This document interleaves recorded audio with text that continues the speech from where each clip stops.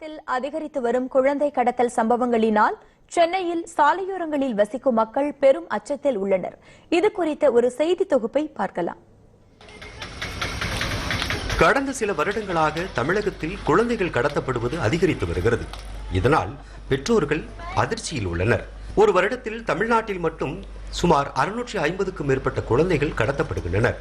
அதிலும் பெண் குழந்தைகள் தான் அதிகமாக கடத்தப்படுகின்றனர் என்பதுதான் வேதனையின் உச்சம். சென்னையில் அரசு மருத்துவமனையிலேயே குழந்தைகள் கடத்தப்படுவது சர்வசாதாரணமாகிவிட்டது. இதனால் சென்னையில் சாலையில் வசிக்கும் மக்கள் பீதியில் உறக்கமின்றி தவித்து வருகின்றனர். கடந்த 3 ஆண்டுகளுக்கு முன்பு தனது 3 வயது பேத்தி சிலரால் கடத்தப்பட்டதாகவும், தொலைந்து போன தன் பேத்தியை நினைத்துக் கொண்டே மற்ற குழந்தைகளாவது பாதுகாப்பாக வளர்க்க வேண்டும் என்றும் இரவு நேரங்களில் உறங்குவதே இல்லை என்கிறார் பத்மா. நைட்டில் எங்களுக்கு தூக்கம் கிடையாது. மூலியமெல்லாம் அங்கங்கே குழந்தைங்கள கழுத்துன்னு போகிறாங்க. ஸ்கூலுக்கு போன குழந்தைங்க வேற வந்துடுது. தூயின்மை சாவடிக்கிறாங்க, வித்துடுறாங்க. நீ சொல்கிறதுனால நாங்கள் இருக்கிறது ரோடு, எங்களுக்கு வீடு வசதி கிடையாது. நாங்கள் இருக்கிறது 40-50 வருஷமாக இங்கே தான் இருக்கிறோம். எங்களுக்கு வீடு யாரும் கொடுத்துங்க கிடையாது. இப்போல்லாம் குழந்தைங்க பார்வையிலேயே நாங்கள் இருக்கிற தூக்கம் கிடையாது. எங்களுக்கு நைட்டில் ஒருத்தர் தூங்கினா ஒருத்தர் தூங்க மாட்டோம், ஒருத்தர் தூங்கினா ஒருத்தர் மிந்தி போகணும். தூங்கணும்னாக்கா 5 மணிக்கு மேலே தான் நாங்கள் தூங்குவோம்.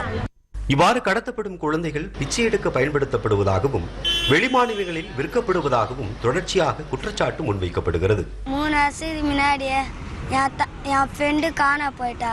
அவன் மழை வரும்போது அப்போ ஒரு அண்ணா சாக்லேட் குத்தி ஏமாத்திட்டுன்னு போயிட்டார். ஒரு தாத்தா வந்து வா நம்ம உங்கள் அம்மா கூட போய் படினாரு.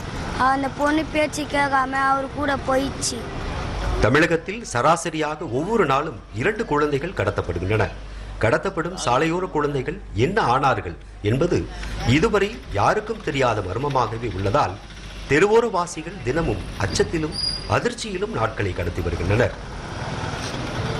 பெண் குழந்தைகள் அதிகமாக காணாமல் போகக்கூடிய இந்த சூழ்நிலையில் பாதுகாப்பு இல்லாமல் உறங்கும் சாலையோர மக்களுக்கு பாதுகாப்பு அளிக்க வேண்டும் என்பதே இந்த பகுதி மக்களுடைய கோரிக்கையாக உள்ளது.